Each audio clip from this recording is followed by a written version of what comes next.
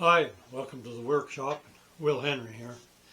Well, it's been a few days since I've actually been in front of the camera, but I haven't been totally idle. Um, I have another Kimber job coming up. This one a 223, and as you'll recall, I had damaged my Kimber action wrench to the point where I didn't think it was safe to use it anymore for fear of damaging an action. So anyway, I whipped up a new one by the simple expedient of cutting the end off of the last wrench and just milling a new portion to engage the raceways, and so there we go. Now this one, like the last one, if I do a lot of Kimbers and come across some tight ones, it's not going to last too long either, but it'll get this job done. And then I think I'm going to go into town and get some better material to make the next one out of, and then that should work for the duration. So anyway, I've got that Kimber to do, and that one, well, the barrel in fact is in the lathe. It has to be contoured and then fitted and chambered. The Macmillan G30 has to be cut and crowned and bead blasted, and then it's done. And after I'm done with these, I'm not going to do any more work for other people. I'm going to concentrate on myself for a while. As I've mentioned before, I signed up for this tack driver match, South Carolina, next fall, and so I'm going to work toward that, and along with doing some other shooting along the way. We've got the Silhouette Nationals at the local range this year, and I've got 4 or 5 bench rest matches I can attend, and we'll just see what else I can find the time to do. But anyway, for the tack driver, I've kind of convinced myself. There were a lot of complaints this year from other shooters that that it was hard to see their bullet holes. So I've kind of convinced myself that I need a 30 caliber, and in 30 caliber, there's I suppose a person could choose amongst several cartridges, most of them Wildcats. But I think the easy way is either a 308 or a 30 BR. And the 308 is definitely capable of shooting quarter minute or better, but you have a little trouble getting, I don't know that a person could shoot, like I don't think I can shoot a 308 to less than 0.2. And in fact, only once have I shot one to an aggregate of less than a quarter. So, but the 308's an option. The other option, as I said, is the 30 BR. And now the 30 BR, nowadays, a lot of people are using it, especially for score. And it works well. And they're using it with a slow twist barrel, usually about a 17 twist, I believe, and 17 or 18. And at the same time, they're using bullets in the 110, 112, 115 grain weight, so that the bullets are really quite similar in ballistic coefficient and sectional density to the 70 grain bullets used in the 6mm PPC. And but I think that for this particular match, which is a 300 meter match, that I'm going to shoot bullets. I'm thinking probably in the 150 grain class, and possibly 155s if there's one that'll shoot well enough. In the past, I've had good enough luck with the 150 Sierra to think that it has a chance. That's a bullet that I've shot sub quarter minute ags with in a 308, and I think it will do as well in a 30.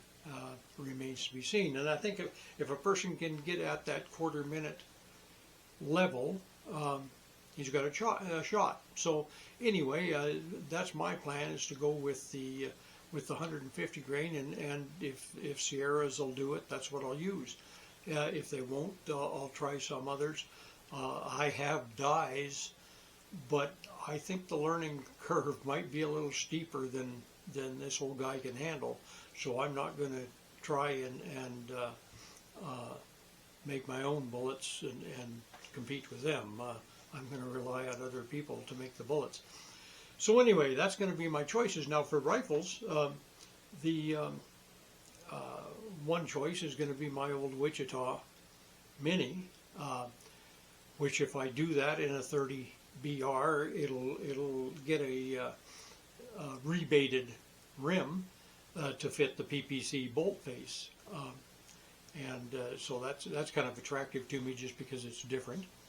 The other action I have is a 40X. In fact, I have two of them that are available, and one of them I'm going to work with anyway, just to demonstrate my truing methods and what I do to set one up.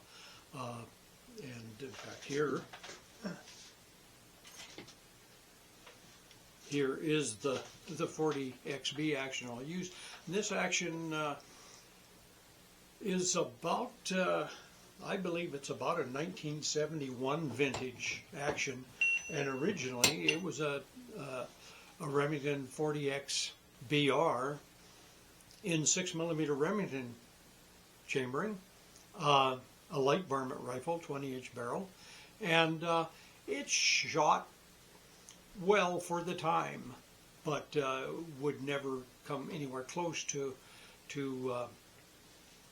competing even by 1980. You know, it was well behind the curve. But it'll make a good basis for a 30 BR or even a 308. But for the 308, I already have one. In fact, I think I've shown it on the channel here once. It's a 40X as well, that's been sleeved, and it's a heavy rifle. Weighs in about 18 pounds, and it's, I believe, legal for that particular match.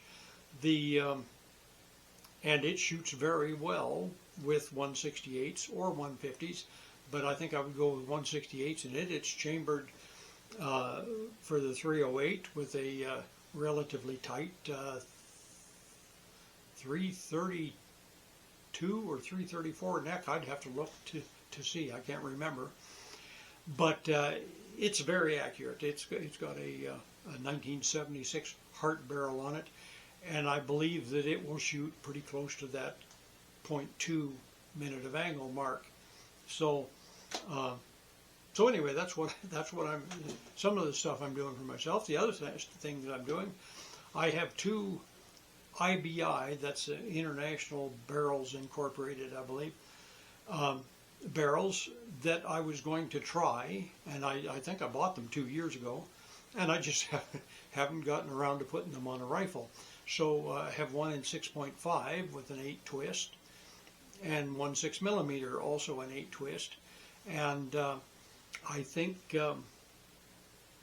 I've got an RPA action that I think I'll put the 6.5 on, and I'm not real sure on the other one yet what I'm going to put it on, but there again I have another 40X, or what the heck's the other one?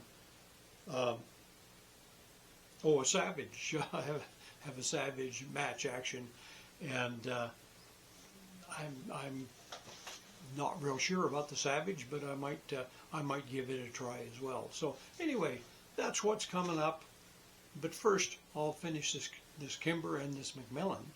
And the other thing that I want to do is I want to kind of get away from all this barrel work and machine work. I mean, really, you've seen it once, you've seen it all you need. And but the thing is, I don't have a lot else to do. I do have a couple of stocks to make, but for myself, and so I have to get the wood and find the ammunition. That's the big thing. So anyway, that's that. Now for these for all of these rifles, every one of them uses a Remington type trigger, and so for at least 3 of them, I'm going to be using the old Canjar LPs because I have 3 of them. And apart from that, I have a Hart trigger, and then I have a couple of my own conversions. And maybe I should show you how they work, and that'll be upcoming as well. So anyway, hang on. Before I do anything else, I'm going to make you taller, and so I can stand up. There we go. Look you right in the eye. Now, the other thing that I want to do, there was just something that had come up in, I watch things on YouTube too, and one that I watch is on occasion is the Real Gunsmith, and he had a video where he was talking about primary extraction, or the camming ability of various actions. And I don't think it's any secret that in recent years Remington was building actions that had essentially none, and to the extent that anybody working with a Remington, that was one of the things you had to address. Happily, this old 40X is just fine, and has not all of the primary extraction that was designed into it, but at least a fair amount. But the other rifle, another big American company, Winchester, when they brought out the Classic.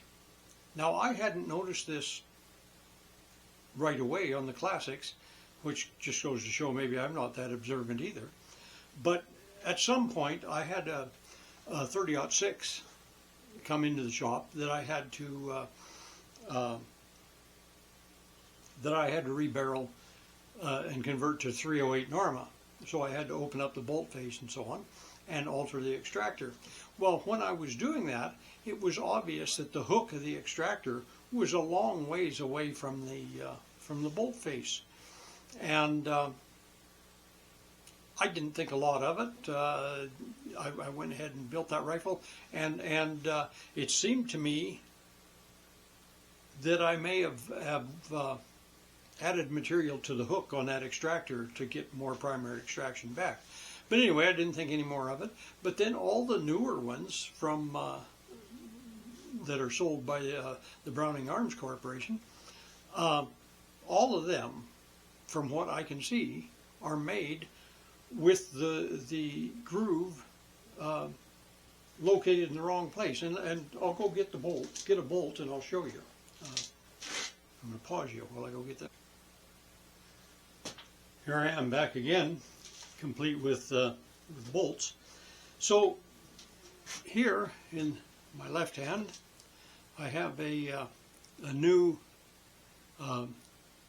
newer Winchester Model 70 bolt, and in the other hand, I have the bolt from the old pre-war action that I built that 6.5 Creedmoor on. Now I don't know. I'm going to try and let's see here. Oh, I could look at the right one. I'll get this turned to where maybe.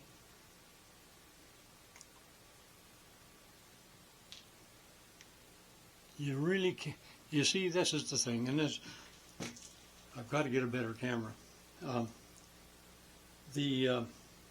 Anyway, the groove in the bolt, that the claw, it has a protrusion that fits in to this groove, the groove being located right there, and that groove on the old pre-war action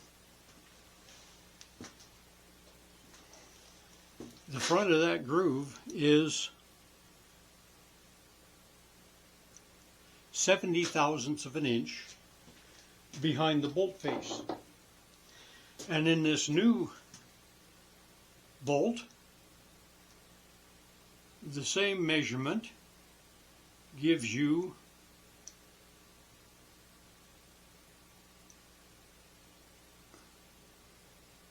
52 thousandths.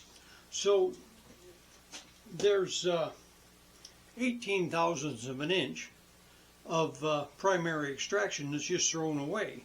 And that's not a huge deal in many respects, but it is in some. For instance, you see here, if I take this piece of, this is a piece of 6BR brass, and put it in there, it has to move about, there's about a 30 thousandths gap, if you put it up against the hook, about a 30 thousandths gap behind the case. And if I do the same thing with this old pre-war bolt, there's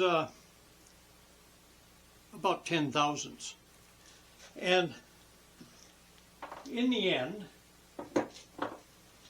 this is maybe not a big deal because they still function, but they don't function as well as they should.